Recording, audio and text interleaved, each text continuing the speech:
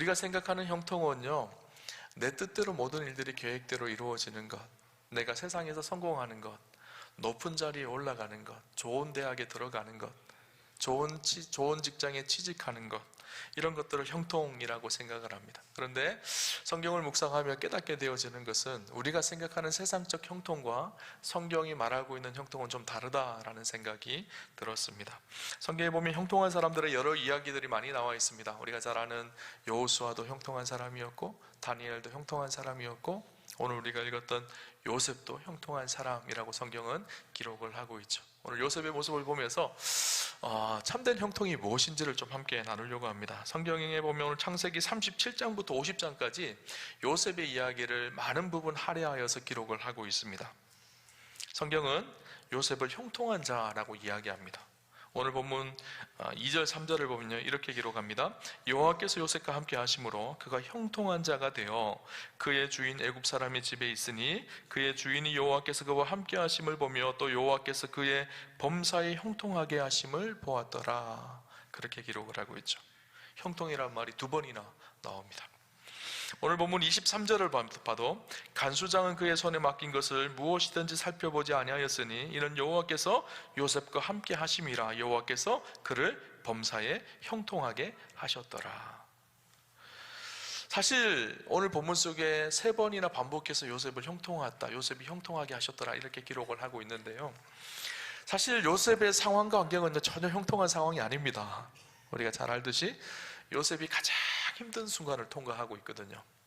인생의 가장 괴롭고 고통스러운 순간을 통과하고 있거든요. 요셉은 지금 보디발의 집에 종으로 끌려왔습니다. 아버지 밑에서 채색 옷을 입고 행복하게 살던 요셉의 인생이 갑자기 나락으로 떨어져서 보디발의 애굽의 낯선 땅에 와서 종 생활을, 노예 생활을 하고 있는 거예요. 뿐만 아닙니다. 감옥에 갇히죠. 억울한 누명을 쓰고 감옥에 들어갑니다. 전혀 형통하지 않습니다. 간혹 우리가 그렇게 기도하는 분들이 있어요. 하나님, 우리 아들이 요셉과 같이 되게 해주십시오. 하나님, 우리 손주가 요셉이가 되게 해주십시오. 그렇게 기도하는데요, 그런 기도 잘못하면 큰일 납니다. 요셉처럼 감옥에 갇히고 요셉처럼 종이 되고 그러면 어떻게 합니까? 그런데 오늘 성경은요, 요셉이 형통하다는 거예요. 도대체 그러면 성경이 말하는 형통이 무엇일까요? 우리가 요셉을 통해 알 수 있는 성경이 말하는 참된 형통은 무엇인가 하면 하나님과 함께하는 삶을 통해 하나님의 뜻을 이루는 것을 형통이라고 성경은 우리에게 이야기를 하고 있죠. 오늘 요셉을 보면 형통이라는 것이 고난이 없는 것이 형통이 아닙니다. 그는 깊은 고난 속에 있었거든요. 어려움이 없는 것이 형통이 아닙니다. 다만 하나님께서 그와 어려움 속에서도 고난 속에서도 함께 하고 있다고 성경은 우리에게 말씀해 주고 있죠. 오늘 본문 2절을 볼까요? 이렇게 기록합니다. 여호와께서 요셉과 함께 하심으로 그가 형통한 자가 되어 그의 주인 애굽 사람의 집에 있으니, 그렇게 기록을 하고 있죠. 형통 앞에 여호와께서 요셉과 함께 하셨다, 그렇게 기록합니다. 23절에도 간수장은 그의 손에 맡긴 것을 무엇이든지 살펴보지 아니하였으니 이는 여호와께서 요셉과 함께 하심이라. 여호와께서 그를 범사에 형통하게 하셨더라. 하나님께서 함께 하시니 그의 인생이 형통하였다라고 기록을 하고 있죠. 형통이 무엇일까요? 하나님과 함께 하는 것, 하나님의 뜻이 우리 삶 속에 이루어지는 것, 그것이 형통인 것이죠. 형통이라는 단어가 히브리어로 마즐리아흐라는 단어인데, 이 단어가 어원은 찰레아흐라는 단어입니다. 이 단어가 영어로 번역될 때는 successful이라는 단어로 번역되기도 하고 prosperity라는 단어로 번역되기도 합니다. 번영, 성공, 이런 의미죠. 그런데 그 속에 담겨져 있는 아주 신앙적인 원래적인 영적인 의미는 무엇인가 하면 하나님의 뜻대로 이루어지는 복이라는 의미가 담겨져 있습니다. 무엇일까요? 하나님의 뜻이 우리 삶 속에 이루어지고 하나님의 뜻 속에 우리의 삶이 복된 것, 그것이 형통이라는 거예요. 하나님 없는 형통은 형통이 아니라는 거예요. 하나님이 함께 하셔서 하나님의 뜻이 이루어지는 것, 이것이 참된 형통이라는 것을 말해주고 있죠. 그래서 오늘 본문은 요셉이 형통하였더라, 그 앞에 병행업구로 짜여지는 것이 하나님이 요셉과 함께 하심으로 이렇게 기록을 하고 있는 것이죠. 하나님과 함께 하셔서 그 하나님의 뜻이 이루어지는 것, 이것이 형통인 것이죠. 그런 의미로 보면 역사 속에 가장 형통하신 분이 누구실까요? 우리 예수님이시죠. 그분은 삼위일체 하나님이셨고 하나님과 함께 하셨던 분이시죠. 완전한 연합을 이루셨던 분이시죠. 그리고 그 주님은 주님의 뜻을 이루기 위해 십자가를 지셨고 죽으시고 부활하시고 승천하시고 하나님 보좌 우편에 앉으셨습니다. 인간적인 생각으로 바라보면요, 예수님은 형통한 분이 아니십니다. 그분은요, 공생의 사역을 시작하면 늘 핍박을 당하고 늘 고난을 당하셨습니다. 아주 가난하셨어요. 그래서 머리 둘 곳이 없다고 성경은 이야기하고 있죠, 예수님께서는. 그리고 유대인들에게 수많은 핍박을 당하시고 결국은 십자가에 달려 죽으셨습니다. 이 십자가는 당시 사형틀이거든요. 우리가 십자가 목걸이도 하고 다니고 십자가를 끼고 다니기도 하지만 당시는 십자가가 아주 극혐인 그런 그 십자가였었어요. 그 십자가에 달리셔서 죽으셨어요. 세상적으로는 전혀 불통이거든요. 그러나 그분은 하나님과 함께 하셨고 하나님의 뜻을 이루셨고 십자가에 죽으시고 부활하셨고 하나님 보좌 우편에 앉으셨습니다.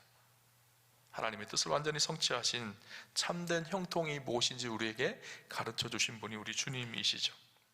그렇게 살아계신 하나님과 동행하며 살아갈 때 우리에게 나타나는 삶의 중요한 특징과 자세 두 가지가 있습니다. 무엇인가 하면 첫째는요, 거룩함이에요. 하나님이 나와 함께 하시고 하나님이 나와 내 앞에 있다는 사실을 알기 때문이에요. 그 하나님 앞에 우리의 삶을 거룩함으로 지키는 것이죠. 요셉의 삶으로 다시 한번 볼까요? 요셉이요, 집에 홀로 있는데 요셉의 주인집 마님이요, 보디발의 아내가 요셉을 유혹합니다. 미스터 요셉? 그러면서 요셉을 유혹했죠. 요셉이 굉장히 잘생겼던 것 같아요. 청년이 얼마나 이렇게 듬직하고 미남이었을까요? 요셉을 유혹할 때 요셉이 그 유혹에 넘어가지 않습니다. 어떻게 그럴 수가 있었을까요? 한참 이 혈기왕성한 청년의 때거든요. 또 만약에 요셉이요, 그 마님과 주인집 마님과 좋은 관계를 잘 맺었으면 자기의 삶은 이후에 더 잘 술술 풀려갔을지 모르겠어요. 그런데 요셉은 범죄하지 않습니다. 왜 그랬을까요? 하나님 앞에 있었기 때문에. 요 하나님께서 나와 함께 하시는데 내가 어떻게 범죄할 수가 있느냐는 거예요. 하나님 나를 보고 계시는데 내가 어떻게 악한 일을 행할 수 있느냐는 거예요. 하나님과 함께하는 사람들은요, 거룩함을 지켜갑니다. 뿐만 아니라 이후에 어떻게 되죠? 그렇게 거룩함을 지켰으면 야, 요셉 잘했다, 내가 너를 축복해 줄게. 하나님께서 그래서 마음껏 축복해 주셨나요? 아니요. 그것 때문에 감옥 갑니다. 억울한 누명을 쓰고 감옥 가죠. 감옥 가서도 요셉은 어떻게 할까요? 그 자리에서 충성스럽게 진실하게 살아요. 한 번도 불평하거나 원망하지 않습니다. 초조해하지도 않습니다. 왜 그랬을까요? 하나님이 나와 함께 하시기 때문에, 하나님 나를 인도하시고 이끄시기 때문에. 이 어려운 상황을 통과하고 있지만 그럼에도 불구하고 내 삶 속에 하나님의 뜻이 이루어지고 있기 때문에. 이후에 어떤 일이 일어날까요? 감옥에서 어떻게 되죠? 술 맡은 관원장과 떡 맡은 관원장이 나타납니다. 그들이 왕께 죄를 짓고 요셉 앞에서 요셉이 그들의 꿈을 해석해 주죠. 그래서 술 맡은 관원장이 다시 복직하게 되어집니다. 복직하면서 요셉이 뭐라고 부탁하는 거예요? 나 좀 기억해 달라는 것이었어요. 내가 억울하게 이 감옥에 있으니까 나 좀 기억해 달라는 것이었어요. 근데 술 맡은 관원장이 복직해서 요셉을 기억했을까요?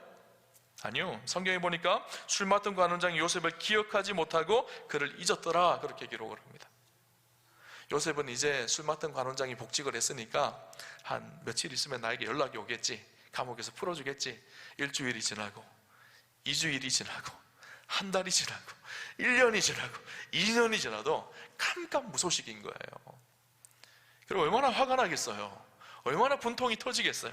내 인생이 이렇게 있다가 감옥에서 그냥 죽는 것이 내 인생인가 보다, 그런 절망 속에 빠지는 것이 당연합니다. 근데 놀랍게요, 요셉이요, 그런 원망과 불평이 한 번도 기록되어져 있잖아요, 성경에. 어떻게 그럴 수가 있을까요? 하나님이 나를 붙들고 있다는 사실을 그는 알고 있었어요. 하나님 나와 함께 하신다는 사실, 내 삶 속에 하나님의 역사를 일으켜 가신다는 사실을 알고 있었어요. 그러니까 초조하지 않습니다. 두려워하지 않습니다. 그 삶 속에서 최선의 삶을 하나님 앞에 살아간 거예요. 그렇죠? 성경에 보면 여호수아 이야기가 기록되어져 있죠. 여호수아가 이스라엘 백성들을 이끌고 가나안에 정복하게 들어가기 전에 여호수아는 마음이 얼마나 힘들었을까요? 모세가 이스라엘 백성들을 광야 생활 40년 동안 인도했는데 모세가 죽고 난 이후에 새롭게 지도자가 여호수아가 되어졌습니다.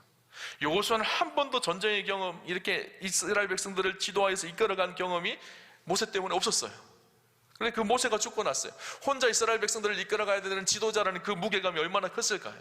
얼마나 두려웠을까요?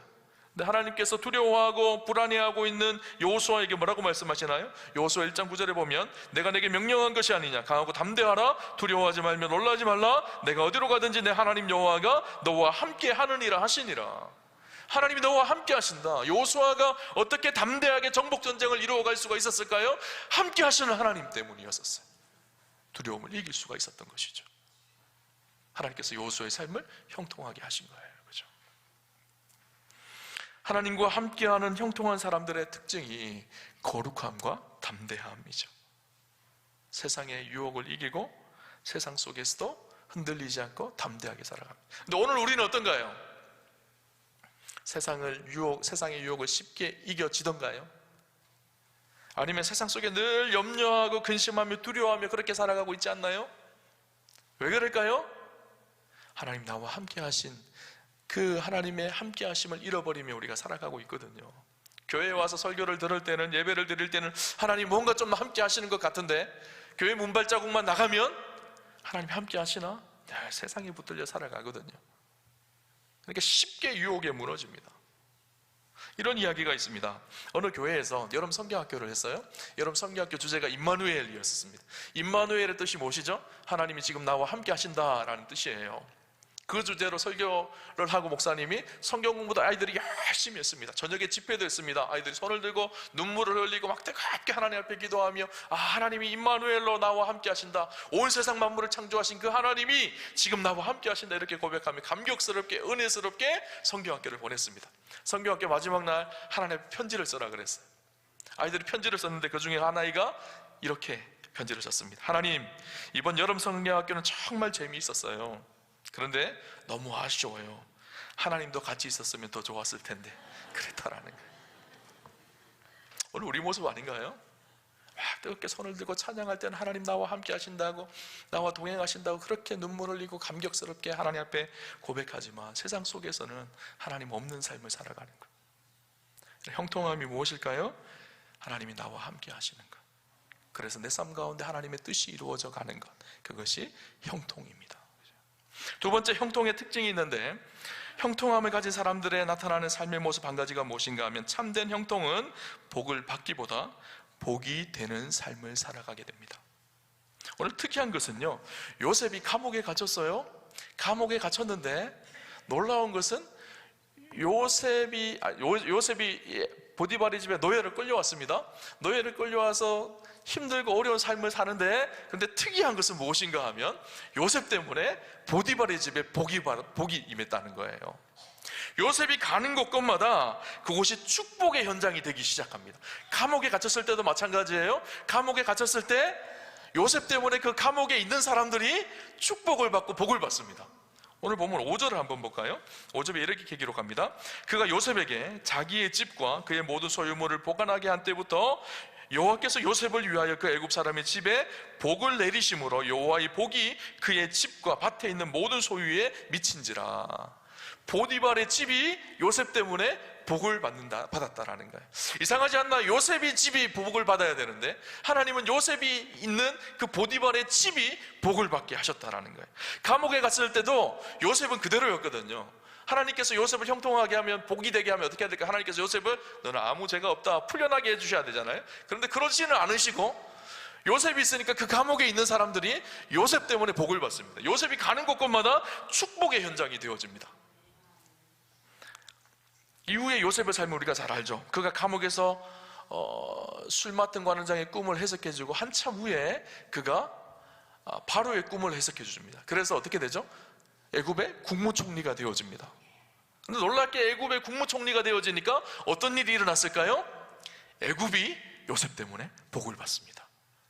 7년 동안 풍년이 들고 7년 동안 흉년이 들어서, 7년 동안 풍년이 들었을 때 곡식을 잘 저장하였다가 7년의 흉년이 들었을 때 사람들에게 나누어 주어서 굶어 죽어가는 사람들 다 살려내는 애굽이 복받는 일을 요셉을 통해서 일어나게 하죠.